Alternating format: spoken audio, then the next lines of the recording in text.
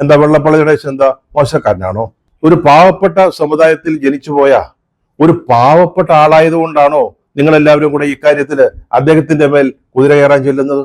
അദ്ദേഹത്തെ മുഖ്യമന്ത്രിയുടെ കാറിൽ നിന്ന് കൊണ്ടുവന്നത് അത്ര വലിയ കേടായി പോയോ? തെറ്റായി പോയോ? കുഴപ്പമായി പോയോ? മുഖ്യമന്ത്രിയുടെ കാറിനേക്കാൾ വലിയ കാറുള്ള ആളാ വെള്ളാപ്പള്ളി നടേശൻ. നമ്മൾ വെള്ളാപ്പള്ളി നടേശന്റെ തോളിൽ കൈയിട്ടിട്ടുണ്ടെങ്കിൽ അതിനൊരു ഉദ്ദേശം ഉണ്ടായിരുന്നു, ഒരു ലക്ഷ്യം ഉണ്ടായിരുന്നു. നമുക്ക് അയ്യപ്പ സംഗമത്തിന് അവരെ വേണമായിരുന്നു, അവരുടെ പിന്തുണ. അത് കഴിഞ്ഞ് നഷ്ടപ്പെട്ടു പോയ ഭൂരിപക്ഷ വോട്ടുകൾ നമുക്ക് കിട്ടണമായിരുന്നു. അത് ഈ തെരഞ്ഞെടുപ്പിൽ പ്രയോജനം ചെയ്തില്ലേ? അതെന്താ നിങ്ങളാരും കാണാത്തത്?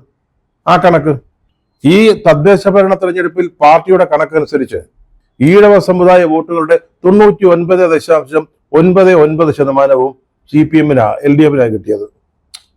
99.99% വോട്ടും ഈഴവ വോട്ടുകൾ കിട്ടിയെന്ന് അതല്ലയോ നോക്കേണ്ടത്? നമ്മൾ വെള്ളാപ്പള്ളിയുടെ തോളിൽ കൈയിട്ടുകൊണ്ട് പ്രയോജനം ഉണ്ടായോ എന്നല്ലേ നോക്കേണ്ടത്?